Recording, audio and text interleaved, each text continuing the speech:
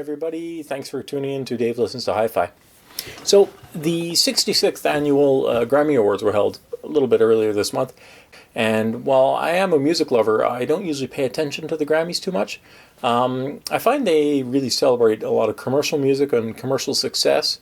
And, often the nominees are really not the best of the best music that was released that year. And even then, who's to say what's the best music? I mean, music is so subjective.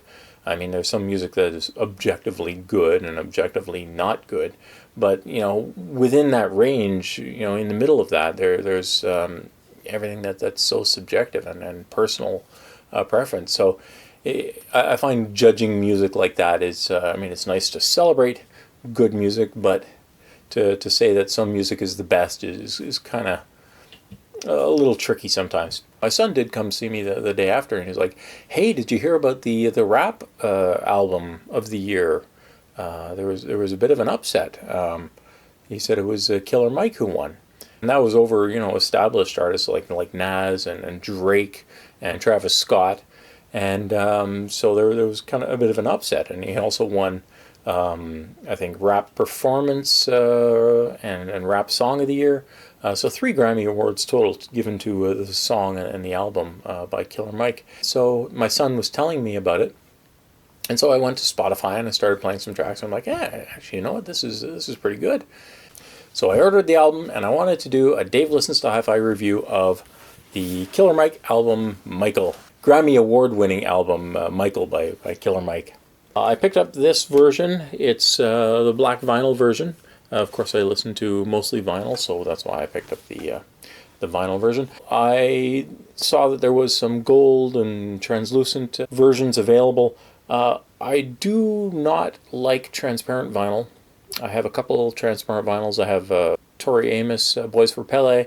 I also have Alabama Shakes on Sound and Color on transparent vinyl. And I find the transparent vinyl is very noisy. A lot of pops and ticks on transparent vinyl. Hard to get them silent. So I went with the black vinyl version.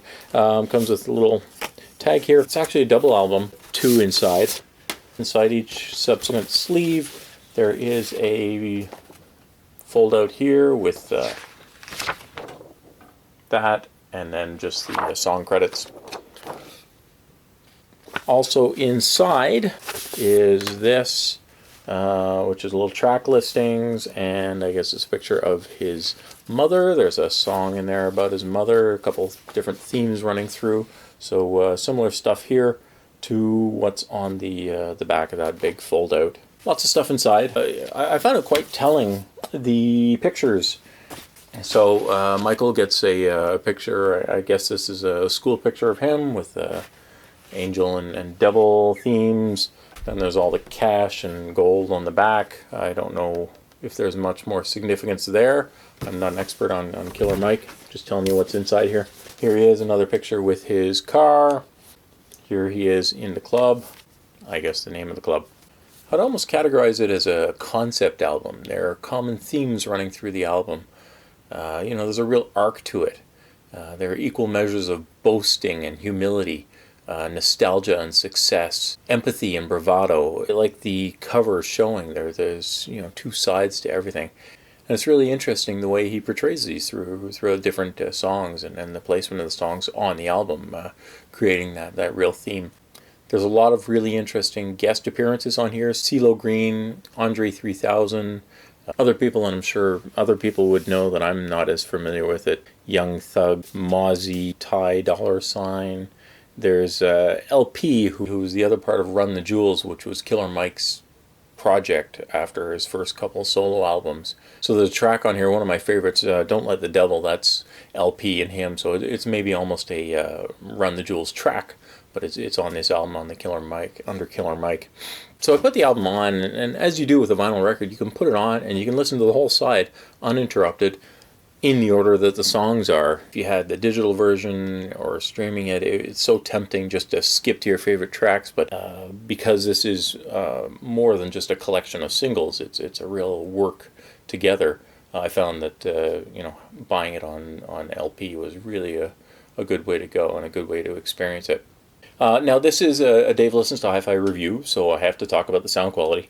It was actually surprisingly good. I mean, I really enjoyed listening to it. The vocals were very clear. The articulation was there. Natural sounding vocals. You know, it wasn't sibilant, but there was, you know, the full range. The vocals were very full ranged. There was choral sections and kind of a almost gospel sounding section. Mic'd a bit further away, could really hear the ambience. Even when they were back in the mix, it was clear that it was recorded in a big space. Bass guitar and regular guitar and drums, and that was all recorded really clear. Beautiful sounds and atmospheric sounds on some of them, and deep bass in some of the beats. Because it was all synthetic sounds for the most part, plus vocals.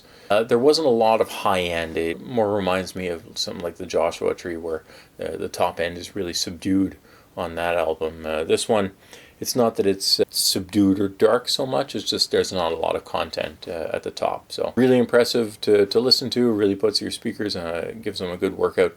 I have a small set of stand mounts here, and there's like that bottom octave, you know, from 50, 30 hertz below that is on the album that you kind of miss when you listen to smaller speakers. So if you have subs or something really full range that reaches down into the 20s, you're going to really appreciate this album. Okay, so the album starts out pretty aggressive, Down by Law with CeeLo Green, kind of aggressively talking about how he overcomes his challenges, shed tears, you know, more of the nostalgic and empathetic. Next song, Run, there's an intro by Dave Chappelle, supposed to be very inspiring, and it's actually quite a catchy hook on that.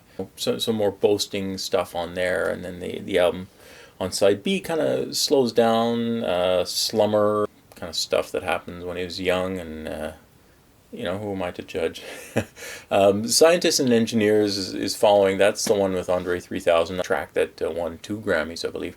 And it's cool because if you listen to the Andre 3000, he kind of opens the track, and he had an album, New Blue Sun, I think it was called, and that was Andre 3000 album from last year. It's kind of atmospheric and ambient. It's not really a rap album at all. It's got really cool song titles too. There's a hint of that, you know, you can tell his influence on the start of this track. It comes in with some really impressive rapping, some cool track. I like that one.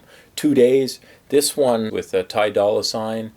This song is really cool because it reminds me of 90s hip-hop, trip-hop, or you know, scratching in it, really funky bass line, and it's really catchy. I mean, for my generation, I think you'd really get into a song like that. One of my other ones I really like was Don't Let the Devil.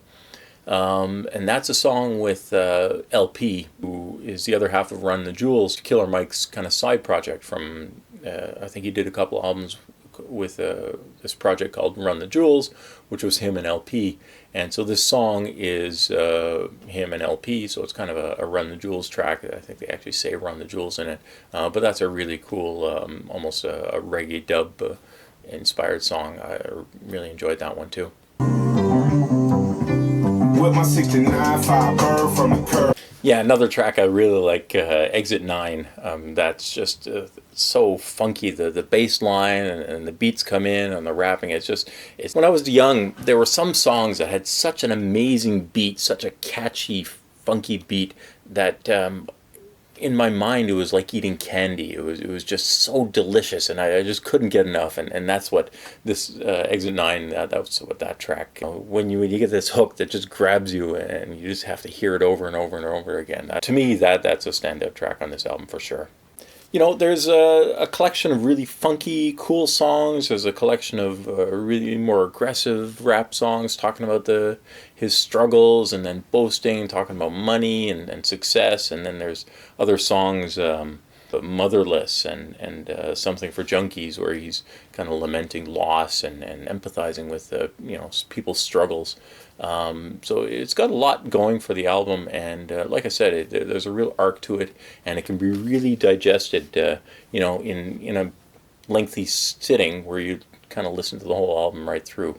You know, I don't remember the last time I bought a rap album. It was you know, probably the Beastie Boys quite a while ago. I really enjoyed this. It's a genre that I think I'm going to be exploring some more if there's more quality albums like this, for sure, definitely. Do I recommend it? I don't know. Do you like Killer Mike? Check it. If you most people have a Spotify or a streaming service, a Tidal or something. Go stream it. See if you like it. If you like it, go buy a copy. That's my recommendation. Thanks again for watching. Dave Listens to Hi-Fi. This has been my Killer Mike record review. Talk to you later. So a little footnote to the story, and it maybe has less to do with hi-fi and music than it does have to do with media and bias in our society. So on the night that Killer Mike won all his Grammys, after the ceremony, there was a little incident. And I don't know if it was an overzealous bodyguard or what, I wasn't there. But in the end, Killer Mike ended up getting arrested. Now, in researching this review and researching the album, I wanted to find out, some opinions about the strength of the album and the merits for and against it winning the Grammy Awards. But if you try to research it, 90% at least of the coverage out there for Killer Mike and the Grammys is about him getting arrested. Now, I find that this is an interesting thing to notice and gives you an insight into the environment and the society in which he grew up and in which he exists that leads him to make this music and this lyrical content. And considering that, I find it gives you maybe just a little bit deeper appreciation for the album, and maybe also cause to reflect upon ourselves. Now, I don't want to get too deep and political or whatever, but I just found that thinking about it a bit gave me a better appreciation for the album, and I think it's a context that's worth listening to the album under. So, thanks again for watching. Dave Listens to Hi-Fi. I'm out.